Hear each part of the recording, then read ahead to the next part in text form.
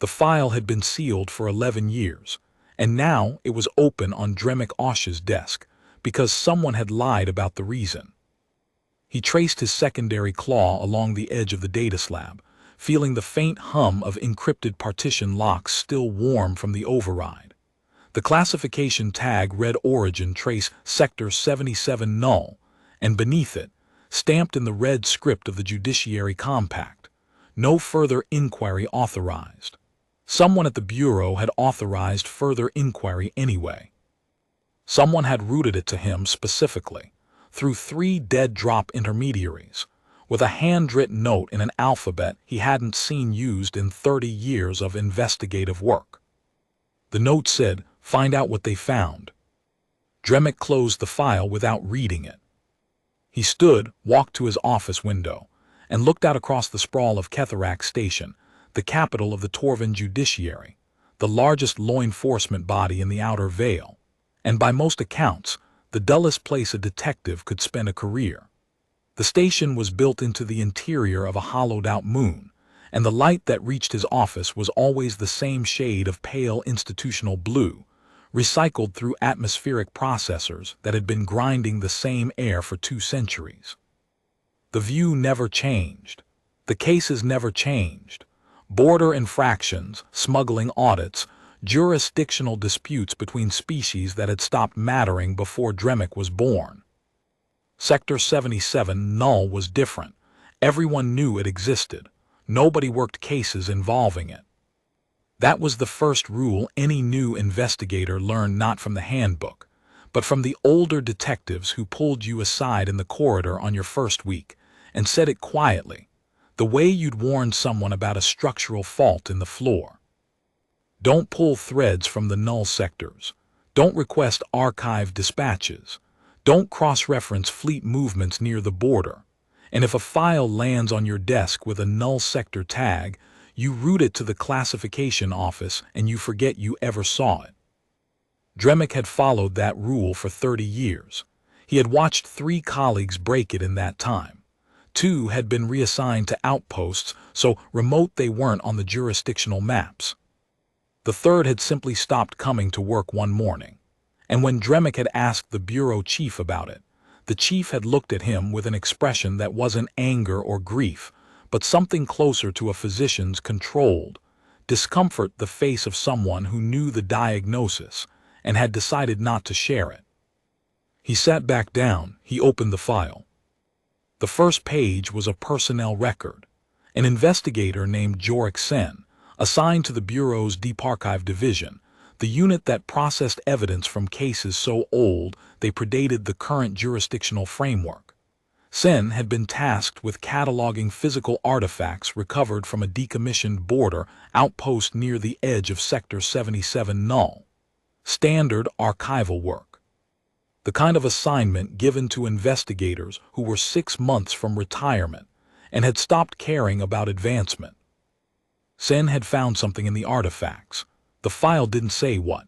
It said only that Sen had filed a preliminary report, then a secondary report, then a request for expanded access to the Null Sector Restricted Archive, then a request to interview the crew of a patrol vessel that had been stationed near the border 40 years ago. Each request had been denied. After the 4th denial, Sen had stopped filing requests through official channels. Dremek turned to the next partition. It was a travel log. Sen had used his personal transit authorization to visit 6 different stations across the Outer Vale in the span of 2 months. Each station was near a null sector border. At each station, Sen had accessed the local archive, pulled records older than a century, and made copies. The copies were not in the file. Only the access logs remained, time-stamped and clinical, showing that Sen had spent between 4 and 11 hours at each archive, and that at 3 of the 6 stations, Sen had attempted to access records that had been reclassified to a security tier above his clearance. The 6th station on the list caught Dremek's eye. It was a fuel depot called Corin 3, positioned at a junction where 3 trade routes converged before dissipating into the sparse traffic of the outer border. Sen had spent 11 hours at Corin 3, the longest visit in the sequence, and had accessed not the station's general archive, but its navigational maintenance logs. An odd choice for an investigator conducting archival research. Navigational maintenance logs contained nothing but transit pod calibration records, fuel consumption reports, and route plotting data. They were the most boring documents in the Torvin bureaucratic apparatus, which was saying something. Unless you were looking for deleted coordinates. Dremic had worked a smuggling case early in his career that had taught him one enduring lesson about navigational logs. When someone erased a destination from a star chart, the chart forgot, but the fuel consumption records didn't. A ship that traveled to a location and back still burned fuel for the distance, even if the destination no longer existed in the database. If you knew the fuel consumption rate and the departure point, you could triangulate the ghost of a deleted coordinate by calculating where the fuel math said the ship had gone. The destination was invisible on the chart, but its shadow remained in the fuel logs, a negative image of a place no one was supposed to remember. Sen had known this too. Of course they'd trained at the same academy, under the same instructors, with the same forensic methodology. The last entry in the travel log was a transit record to Verath 7, a monitoring station at the outermost edge of the Torvin-controlled border. The station was the closest inhabited structure to Sector 77 Null. It sat at the very tip of charted space, and beyond it, according to every navigational database Dremic had ever consulted, there was nothing. A blank. A gap in the star charts where data should have been but wasn't, not because it had never been gathered, but because it had been gathered and then removed, leaving only the faint ghost of deleted coordinate strings if you knew how to look for the compression artifacts. Sen had transited to Verath 7 and had not returned. That was where the file ended. No follow-up investigation, no missing persons report, no jurisdictional notation, just a hard stop as if Sen had walked to the edge of a page and the page had ended. Dremic read through the file twice more, making notes on a separate data slab. His training had taught him to organize evidence by category: physical, testimonial, circumstantial, and inferred. What he had here was almost entirely inferred. A detective had pulled at a thread. The thread had led towards Sector 77 Null. The detective had disappeared. The file had been sealed. And now someone had unsealed it and sent it to Dremic, which meant someone wanted him to pull the same thread. He should have routed it to the classification office. Instead, he locked his office, encrypted his personal terminal, and began running searches. The first search was for Jorik Sen. The Bureau's personnel database returned a clean record: 31 years of service, no disciplinary actions, a commendation for archival methodology, a retirement date that had come and gone without a formal separation notice. Sen's status was listed as inactive, not deceased, not missing, not reassigned. Just inactive, as if he'd been a piece of equipment quietly decommissioned and placed in storage. The second search was for the 6 stations Sen had visited. Dremic pulled the current operational status of each one. 4 were still active. 1 had been decommissioned 3 months after Sen's visit. The timing was close enough to be coincidental and precise enough to not be. The 6th, Corin 3, was listed as undergoing structural renovation. Its archive had been temporarily relocated to a central repository.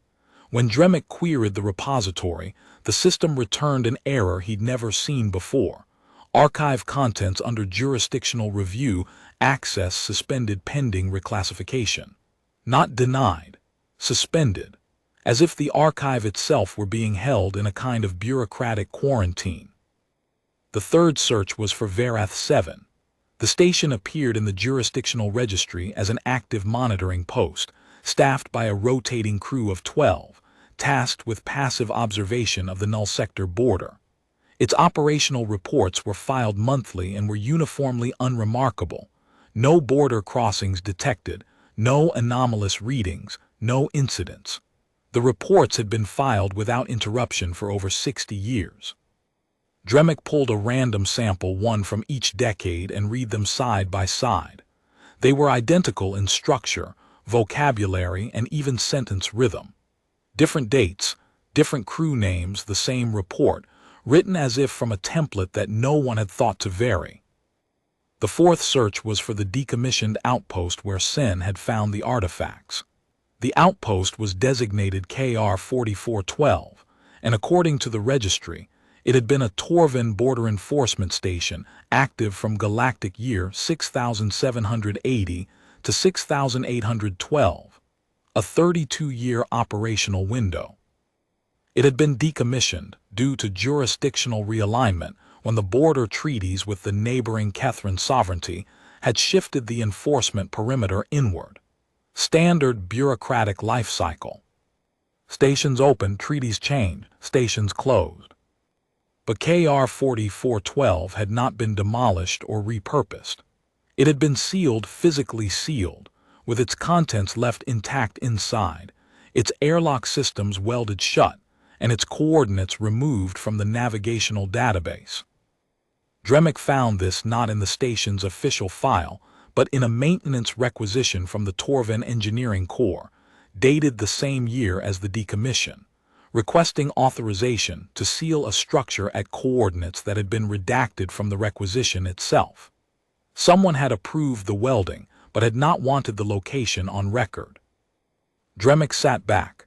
The institutional blue light from his window painted the data slabs on his desk in flat, even illumination, no shadows, no warmth. He was a good detective.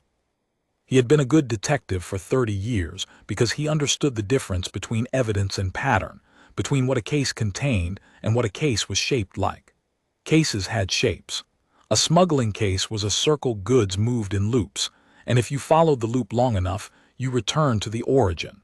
A homicide was a line cause to effect, motive to act. A corruption case was a spiral, layers of concealment wrapping tighter around a single point of origin. This case was a whole. It wasn't shaped like anything. It was shaped like the absence of a shape, records that should exist but didn't, reports that should vary but were identical, a station that should have been demolished but was sealed instead, and a detective who should have been found but was listed as inactive. The shape of the case was the shape of something removed. Dremic had seen this shape once before, early in his career. A senior investigator named Preth Ora had been working a routine border audit when she'd stumbled across a discrepancy in the patrol vessel deployment records near Sector 44 Null, one of the other blank zones on the star charts.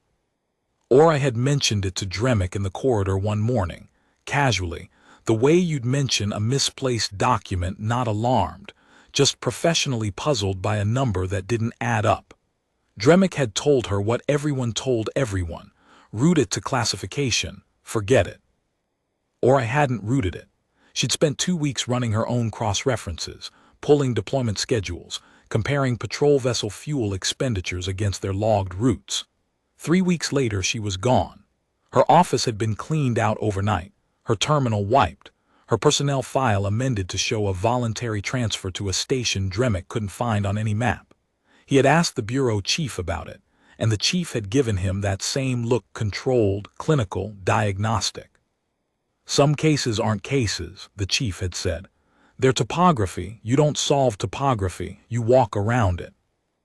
Dremic had walked around it for 30 years. He had built a career on the principle that the null sectors were landscape features, not mysteries, things that existed at the edge of the map, the same way gravity existed at the edge of a ledge. You didn't investigate gravity, you respected it. But the file was open on his desk, and Jorek Sen was somewhere, and Dremic was old enough now that the retirement date on his own personnel record was close enough to read without squinting. The worst they could do to him was what they'd already done to everyone else: make him disappear from the record. And Dremic had spent 30 years watching people disappear from records. He knew what it looked like from the outside. He wanted to know what it looked like from the inside. He packed a transit case with 3 days of provisions, locked his office, and filed a leave request citing personal medical reasons. Then he booked passage on a cargo hauler bound for the outer border. The transit took 4 days. Dremick spent them in the hauler's passenger berth, a narrow compartment that smelled of recycled lubricant and old cargo seals, reviewing the fragments of Sen's trail on his encrypted personal terminal. He organized the evidence the way he'd been trained, chronologically first, then by category, then by inference weight. The heaviest inference was the one he kept returning to. Sen had not been searching randomly. He had been building something, a composite picture assembled from fragments scattered across 6 different archives, each fragment too small and too mundane to trigger the classification office's automated flagging systems. Fuel logs here, crew manifests there, maintenance schedules from decades past. Individually meaningless. Collectively, they traced the outline of something the Torvan judiciary had spent centuries making invisible. On the second day of transit, the hauler made a scheduled stop at a refueling waypoint, a small automated depot anchored to an asteroid in the deep belt between the Midvale trade corridors and the outer border. While the hauler's tanks were being filled, Dremick accessed the depot's public terminal and ran one more search, a query on all Bureau personnel who had been stationed at or visited Verath 7 in the last 20 years. The database returned 43 names. 12 were current crew. The remaining 31 were former crew members who had rotated through on standard postings. Dremick cross-referenced the 31 names against the Bureau's active personnel registry. 24 were still serving at various stations throughout the Vale. 4 had retired. 2 had died of natural causes. 1, a sensor technician named Porath Velk, who had served at Verath 7 for 3 years ending 6 years ago, was listed with the same status as Sen. Inactive. No separation notice. No transfer record. No death certificate. Just the flat, administrative silence of a file that had stopped being updated. Dremick searched for Velk's last known activity. The technician's final logged action was a personal time request, filed 2 weeks after departing Verath 7 at the end of his posting, citing research leave. The request had been approved by an authorizing official whose name Dremick didn't recognize, not unusual in a bureaucracy the size of the Torvan judiciary, except that when Dremick searched for that authorizing official's name in the personnel database, the database returned no results. The person who had approved Velk's leave did not exist in the system, had never existed as far as the records were concerned. 2 investigators had gone to Verath 7 and not come back. One had gone willingly, following a research trail. The other had served there for 3 years, departed through normal channels, and then quietly vanished into the same administrative void. The pattern was not a coincidence. It was a filter. On the 3rd day of transit, Dremick accessed the hauler's navigational display and watched the star density thin as they moved outward. The outer veil was aptly named. The stars here were sparse, widely spaced, scattered across a darkness that grew deeper and more absolute the closer you moved to the border. The hauler's pilot, a taciturn Kethran who communicated primarily through subsonic rumbles that Dremick's translator rendered as monosyllables, had plotted a course that curved wide around the edge of the blank zone, adding 2 days to the transit time to avoid passing within sensor range of the border. When Dremick had asked about the detour, the pilot had looked at him with all 4 eyes and said a single translated word: standard. On the 4th day, with the border zone visible as a faint darkening on the long-range display, the pilot broke his silence unprompted. He had come up to the passenger berth to deliver a ration pack, and as he set it on the narrow shelf beside Dremick's bunk, he stood there for a moment longer than the task required. "You're going to Verath 7, the pilot said. It wasn't a question. Dremick nodded. "I've hauled cargo to that station 9 times, the pilot said. His 4 eyes were fixed on the bulkhead behind Dremick, not on Dremick himself, as if he were addressing the wall. 9 runs in 12 years. Every crew I've delivered has been quieter than the one before. The ones who have been there a long time don't talk at all. Not to me, not to each other. They load their supply crates and they go back inside and they close the airlock and the station goes dark again."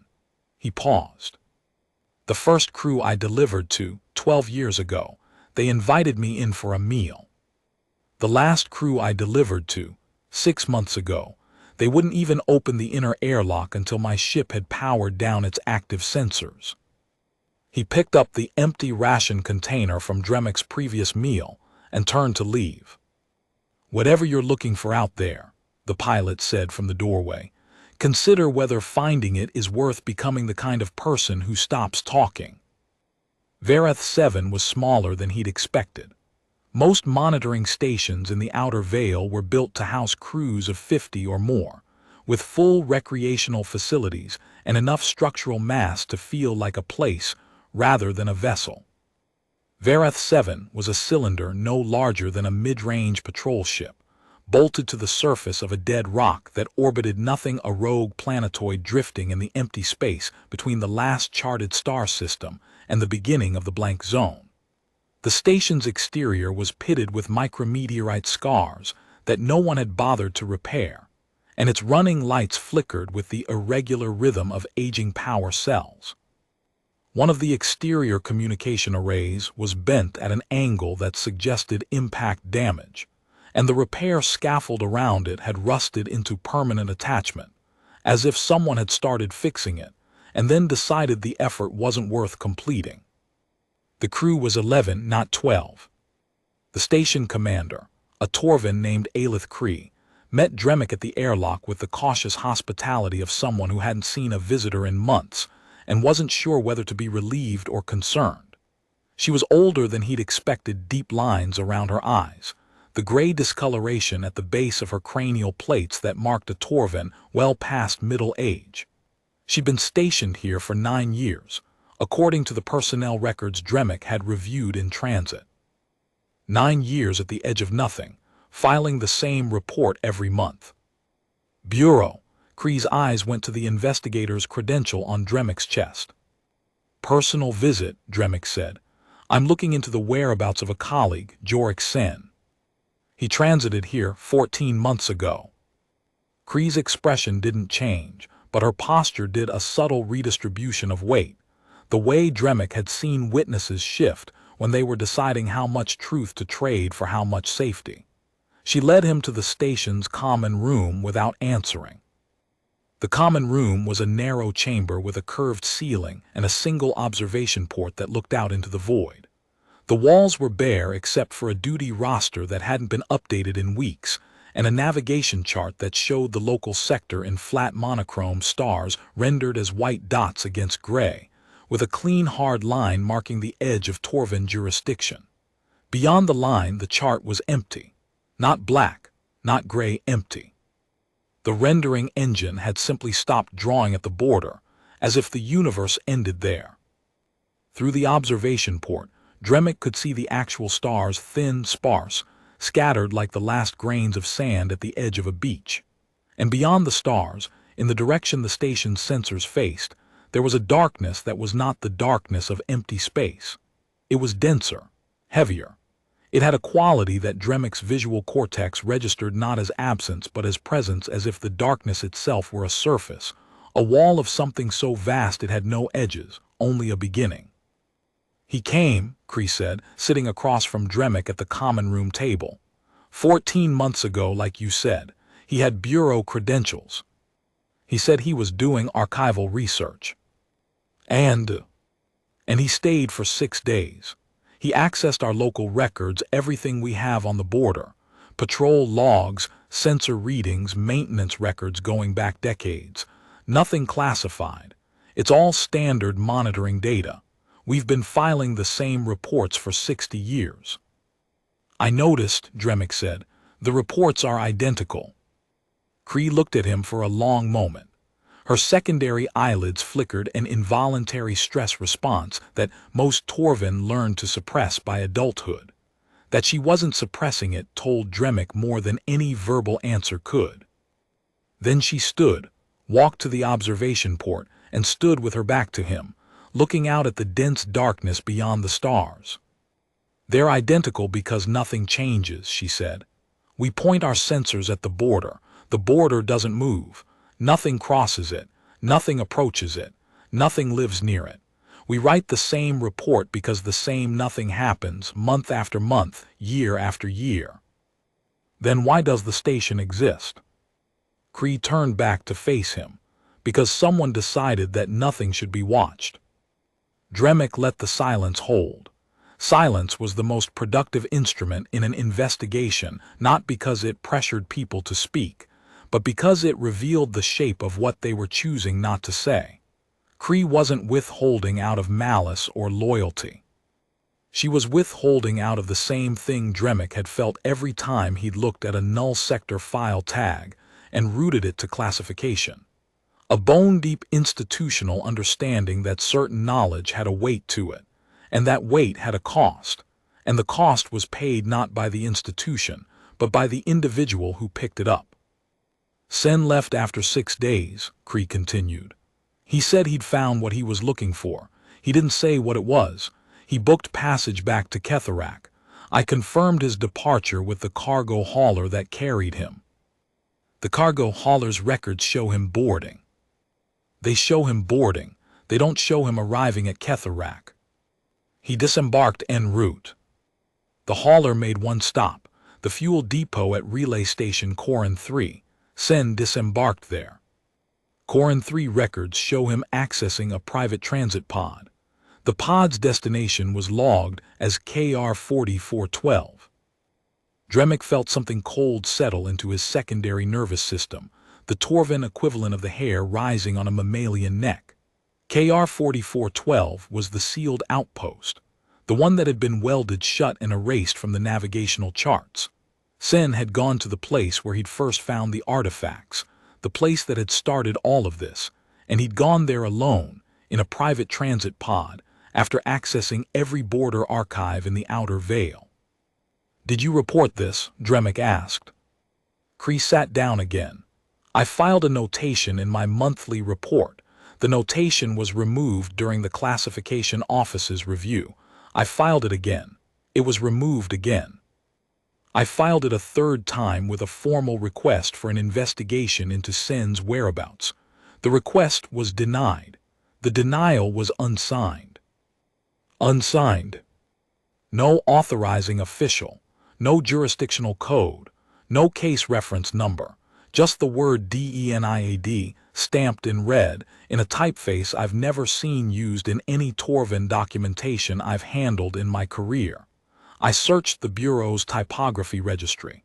The typeface doesn't exist in it. She paused. I filed the request a 4th time. This time the denial came back within minutes faster than any classification review I've ever seen processed. And this time there was an addendum. 1 line. Further filing on this subject will result in reassignment. "So you stopped filing?" "I stopped filing about Sen. But I didn't stop watching." She reached into a cabinet beneath the table and produced a data slab. She placed it in front of Dremic. "This is a copy of everything Sen accessed while he was here, plus everything I've recorded on my own in the 14 months since he left. I made the copies on personal equipment, outside the station's logging system. I've been waiting for someone to come looking for it." Dremic picked up the data slab. It was heavier than it should have been, not physically, but in the way that certain pieces of evidence had a gravity to them, a sense that holding them meant you were now part of whatever they described.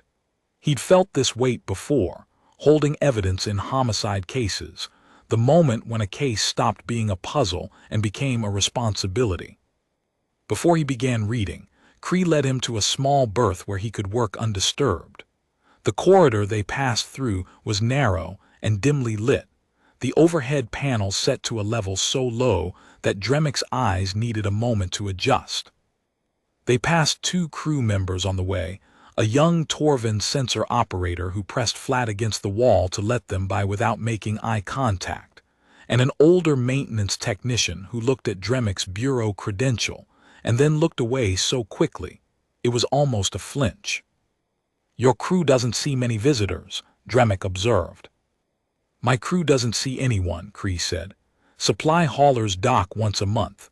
The crew loads supplies, the hauler leaves. No one comes here on purpose, detective. No one is assigned here voluntarily." This is where the Bureau sends people who have stopped asking for better postings, or people who have asked the wrong questions. Cree stopped walking. She turned to face him in the dim corridor, and in the low light her expression was stripped of the professional composure she'd maintained in the common room. What remained was older than composure.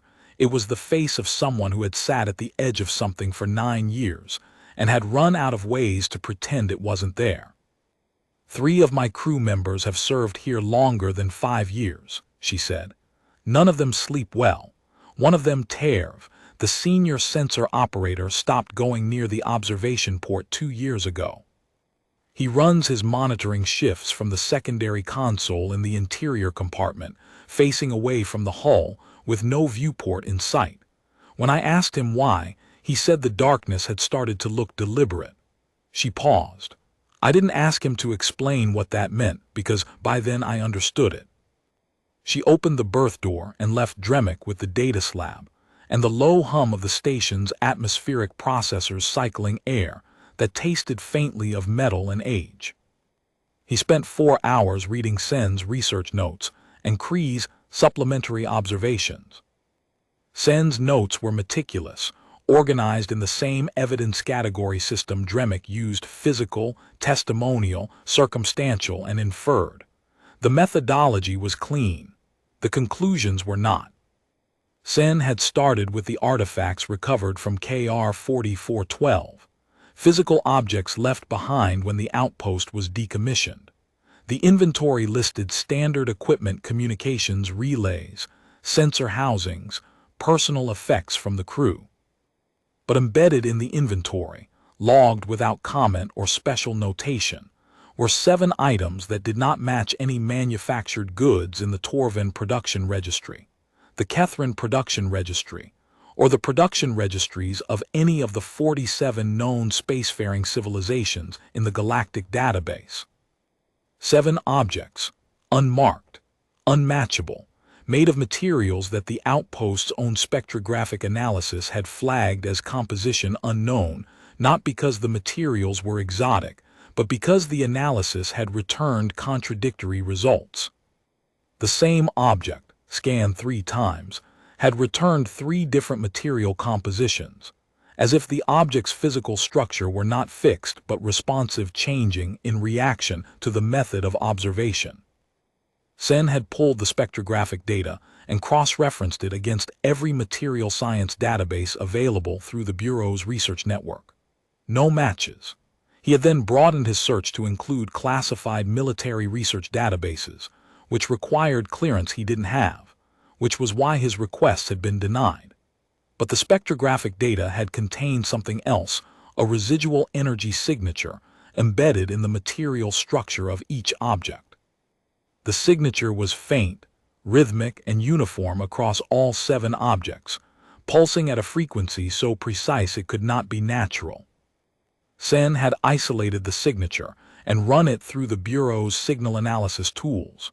The tools had categorized it as a communication signal. The signal was old. Sen's analysis estimated its encoding date at somewhere between 400 and 600 years before the outpost had been built, older than the Torven's spacefaring history, older than the Kethrins, older than any civilization in the current galactic record. It had been embedded in the material structure of the objects like a message pressed into wax, not transmitted, but inscribed, permanent, patient, waiting for someone to develop the technology to read it.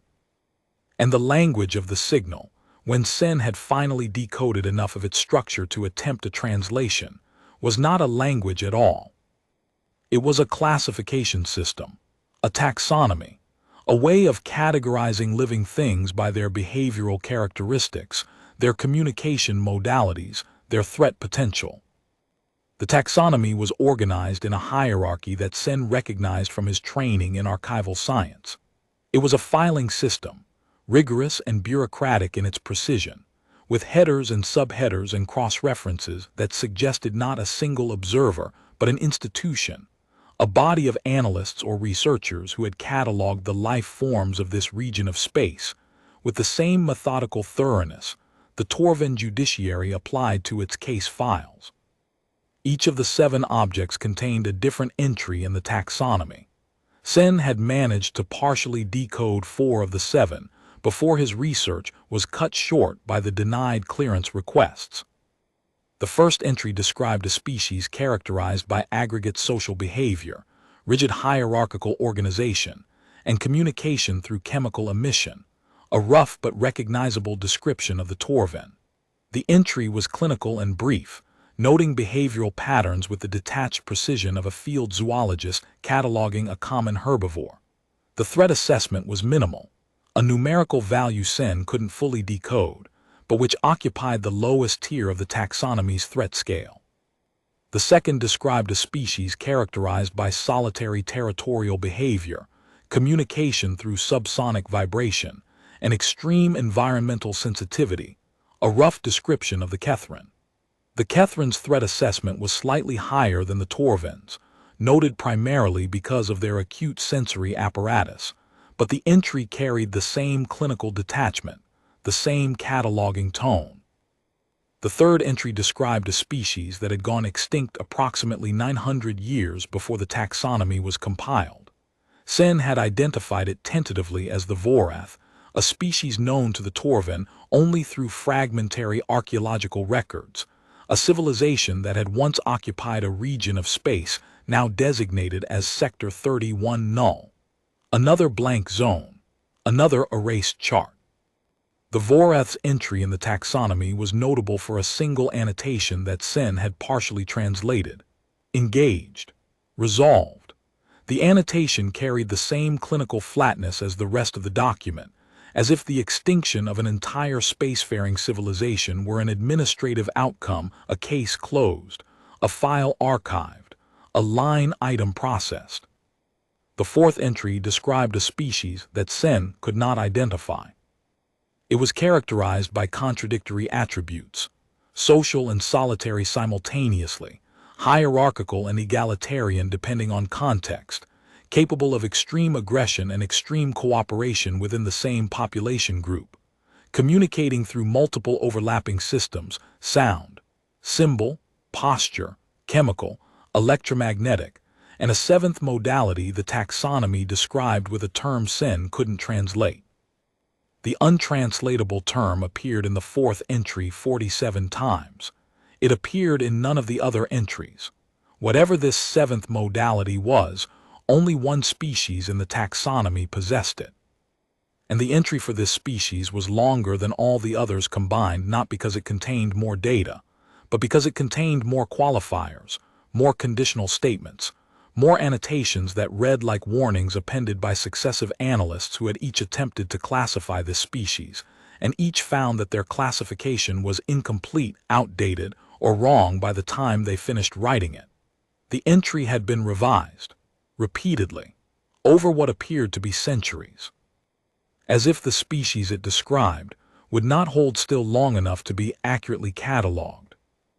The Torven entry, the Kethrin entry, and the Vorath entry were all filed under a header that translated roughly as known fauna. The fourth entry was filed under a different header entirely. The closest translation Sen could manage was, "Do not engage." The subheader, which he had only partially decoded, appeared to read, "Will adapt to observation." Kree's supplementary notes began where Sen's ended. She had not accessed the taxonomy data, she didn't have it.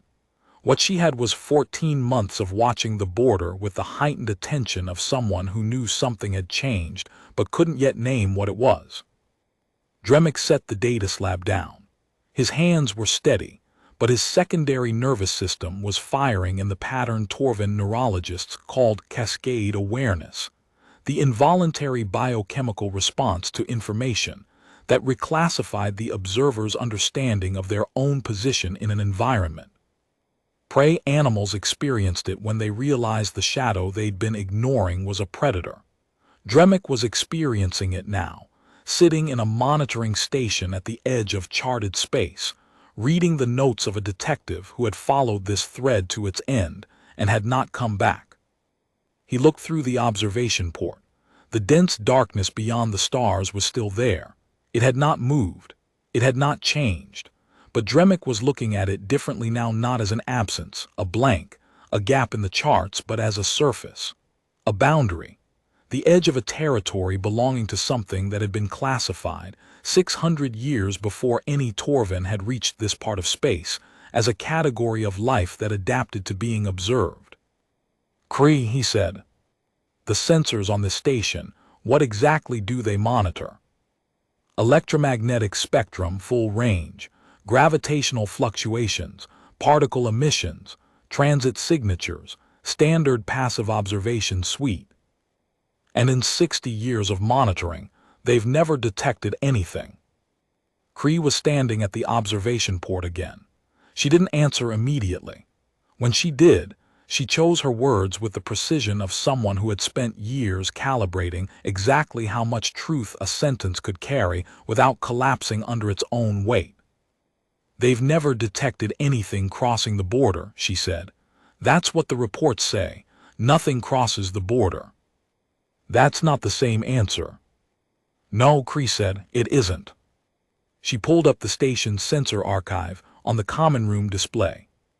60 years of data scrolled past in compressed format, wave patterns, emission graphs, gravitational readings, all flat, all null, a straight line of nothing stretching back to the station's commissioning date.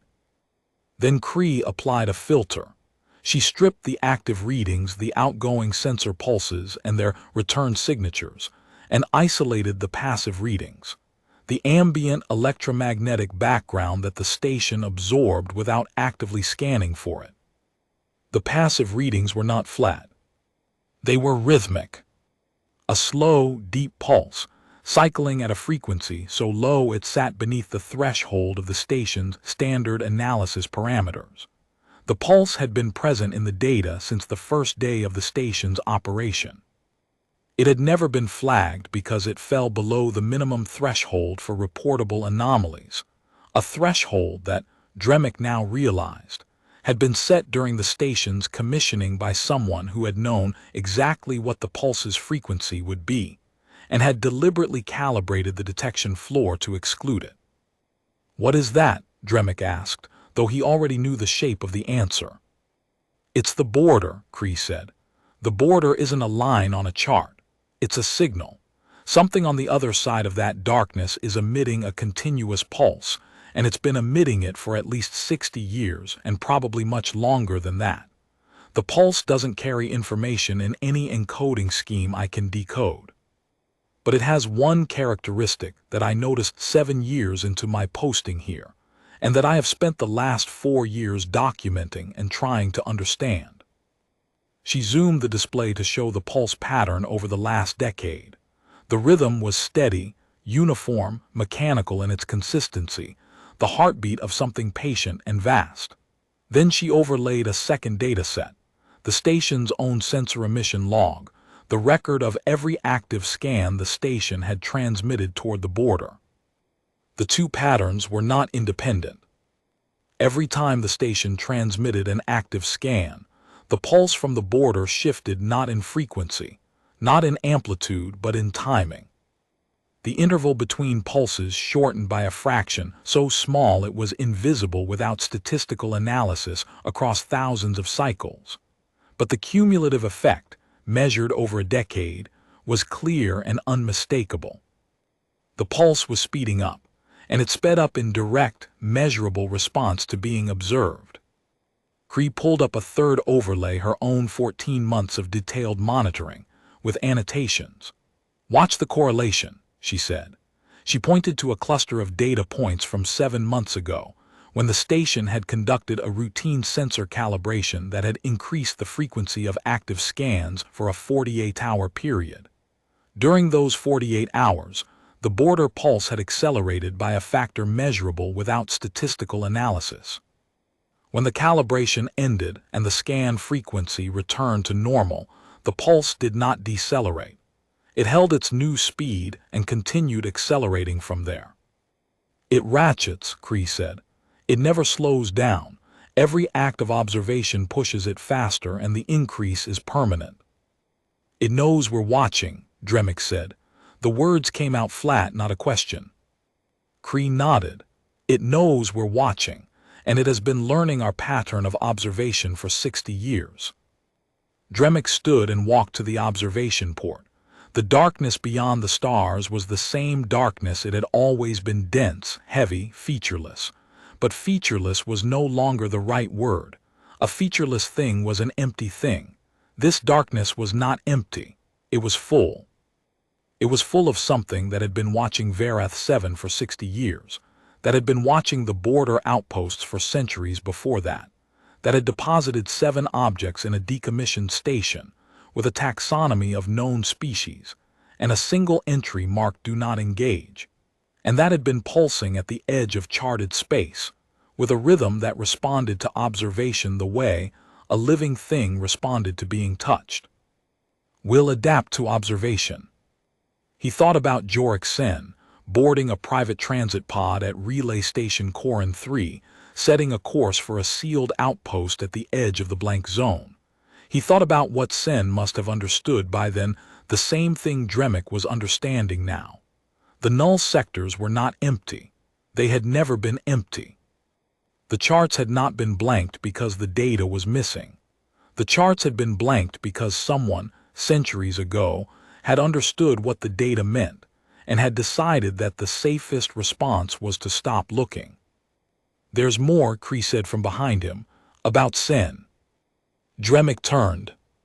"After he left here, after he went to KR 4412, the sealed outpost, I continued monitoring the border pulse. For 11 months, nothing changed. The acceleration continued at its standard rate. Then, on the 93rd day after Sen's departure, the pulse did something it had never done in 60 years of recorded observation. She brought up the data on the display. The pulse pattern scrolled to a specific date, and Dremic saw it immediately, a 12-second gap. The rhythmic pulse, steady and relentless for 6 decades, had simply stopped. 12 seconds of absolute silence from beyond the border. "He responded," Kree said. "He found a way to transmit a signal back along the border frequency. I don't know how. I don't know what equipment he used. But the pulse logs from that date show this disruption, a 12-second irregularity, the first deviation from the signal's rhythm in the entire 60-year history of this station. The signal didn't just accelerate. It stopped. For 12 seconds, the border was silent. The cold in Dremic's secondary nervous system deepened into something that felt less like fear and more like the sensation of altitude, the awareness of standing at a great height and understanding, with clinical precision, the distance to the ground. "And then," he asked. "And then the signal resumed, but the frequency had shifted. Before Sen's transmission, the pulse was what I've been describing: calibration, measurement, adjustment, building a model of the observer. After Sen's transmission, the pulse changed character entirely. I've spent the last 4 years analyzing the new pattern, comparing it against every communication theory framework in the Bureau's research database, and the closest analog I can find is not measurement." She paused. "It's acknowledgement." Kree's voice was steady. Her hands were pressed flat against the console, the way someone pressed their hands flat against a surface when they needed to confirm that the ground beneath them was still solid. Whatever is in the null sector spent centuries calibrating against passive observation, building a model of the species watching it, one sensor pulse at a time, the way a patient predator learns the habits of its territory. When Sen transmitted, he gave it something it hadn't had before: a direct response. A confirmation that the observer was not just an instrument but an intelligence, a mind. The border signal went from measuring to acknowledging. It knows, detective. Not just that it's being watched. It knows we're alive. It knows we're aware. And since Sen's transmission, the acceleration rate of the border pulse has increased by a factor of 11. Dremic looked at the display. The pulse pattern was visible now, a slow, deep wave cycling through the passive sensor data, each peak fractionally closer to the last, each valley fractionally shorter. A rhythm that was speeding up. a clock that was counting down to something the taxonomy's authors had classified 600 years ago with 2 words, and a behavioral prediction that had, until Sen's transmission, remained theoretical. Do not engage, will adapt to observation. He understood now why the investigators disappeared. Not because the Bureau silenced them. Because the Bureau, at some institutional level too deep and too old for any living official to fully articulate, understood that every investigator who pulled the thread was adding to the signal. Every case file opened, every archive searched, every question asked was another data point, another act of observation, another calorie of attention fed to something that had been subsisting on the ambient curiosity of an entire galactic civilization for centuries, and was now, thanks to Sen, aware that the curiosity was coming from minds that could answer back. The forbidden designation was not a warning to protect the civilizations inside the border. It was a practice of restraint, a collective, species-wide decision to stop observing something that responded to being observed. The borders, the blank charts, the identical reports, the sealed outposts, the disappeared investigators, all of it was one enormous act of looking away. The entire outer veil's bureaucratic apparatus, its classification systems, its denied requests and unsigned refusals, was not concealing a secret. It was performing an act of survival, the institutional discipline of a civilization that had learned, at some point in its history that no one alive remembered, that looking too long at the thing in the dark made the thing in the dark look back. And the thing in the dark was patient. It had been pulsing at the border for at least 60 years, adjusting its rhythm each time a sensor beam touched it, accelerating by fractions so small they were invisible to anyone who wasn't specifically looking for the pattern. It was not approaching. It was calibrating, learning the frequency of observation, measuring the attention directed at it, building a model of the species that watched. And now, since Sen's transmission, it was doing something new, acknowledging, confirming receipt. Letting the observer know that the observation had been received, and that the observer had been classified in return.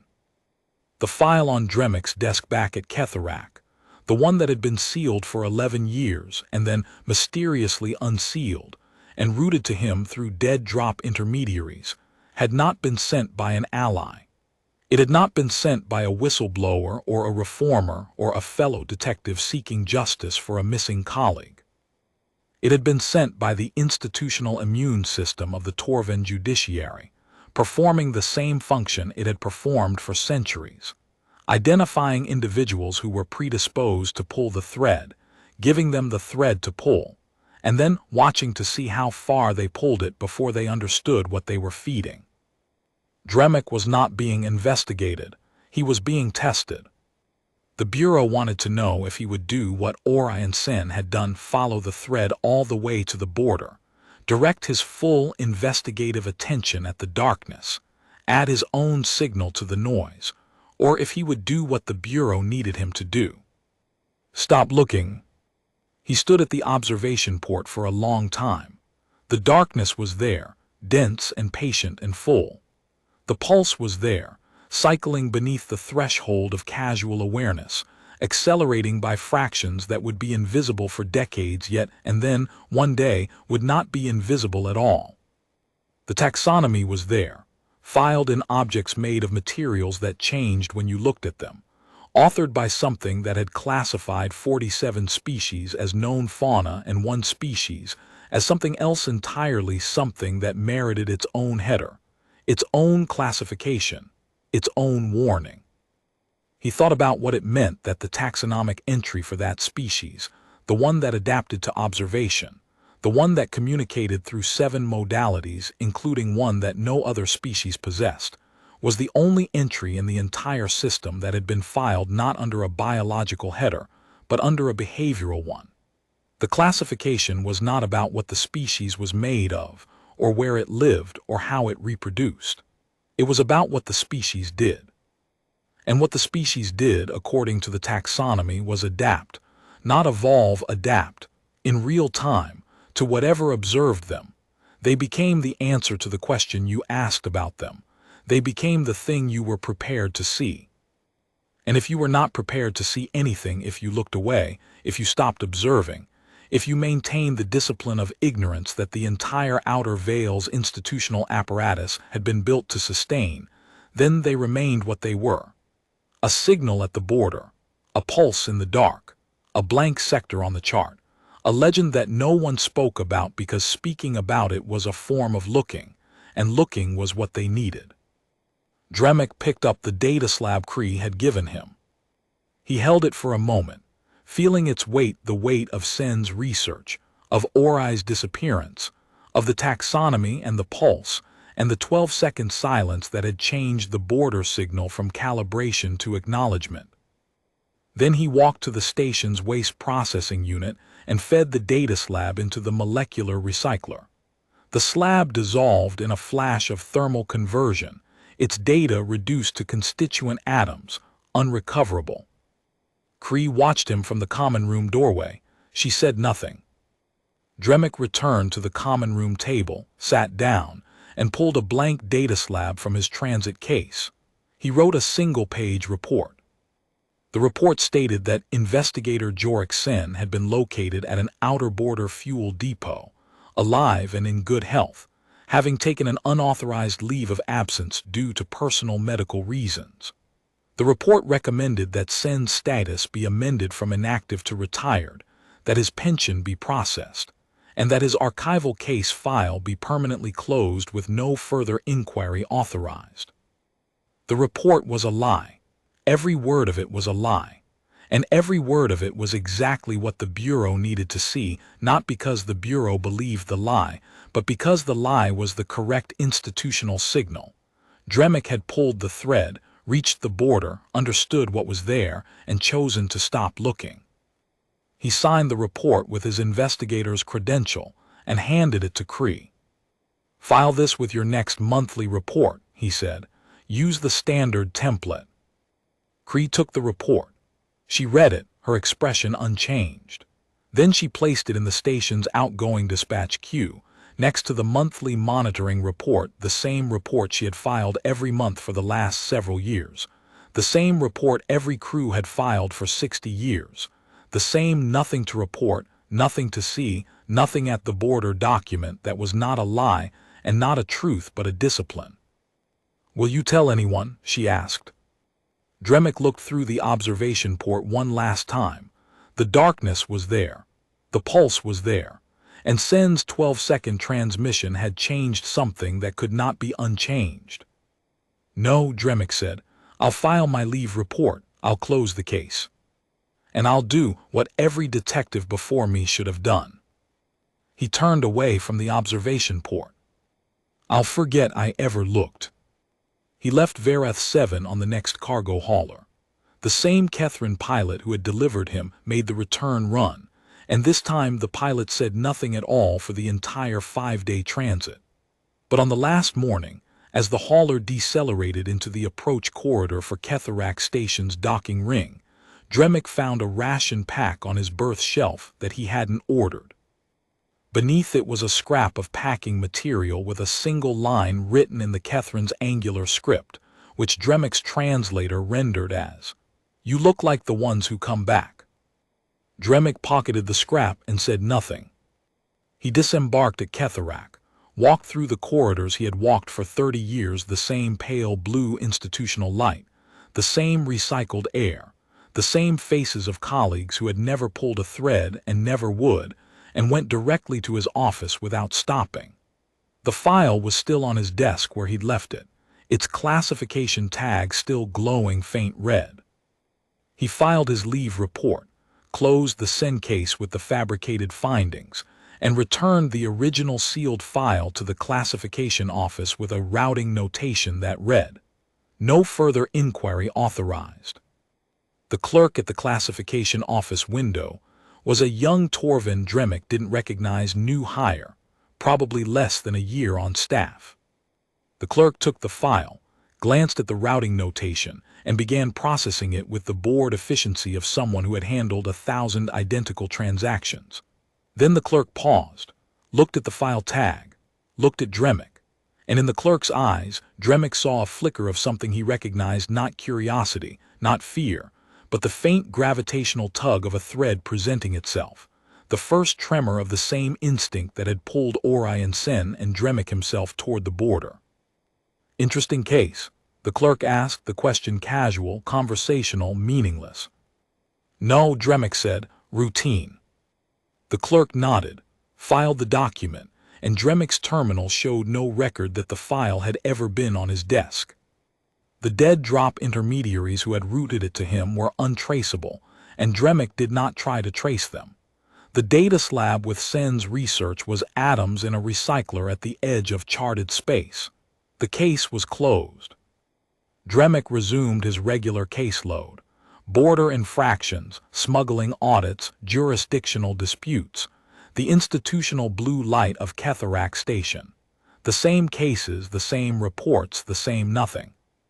But sometimes, late in the station's artificial night cycle, when the corridors were empty and the recycled air carried the faint chemical signature of 100 species breathing the same atmosphere, Dremic would stand at his office window and look out at the stars visible through the station's exterior hull, the thin, sparse stars of the outer veil, scattered like the last grains of something being slowly consumed. And he would think about the pulse, the slow, deep, accelerating pulse at the border, counting toward its threshold, adjusting to every act of observation directed at it. He would think about Sen's 12 seconds of silence and the acknowledgement that had followed. He would wonder whether forgetting was enough, whether looking away undid the looking, whether a mind that had once understood what was in the darkness could truly return to the state of not knowing that the institutional discipline required, or whether understanding, like the border signal itself, was irreversible: a threshold crossed, a classification changed, a file that could be closed but never truly sealed. He closed his office window. He turned off his desk light. He sat in the dark and did his best to think about nothing at all. The darkness outside was patient. It always had been.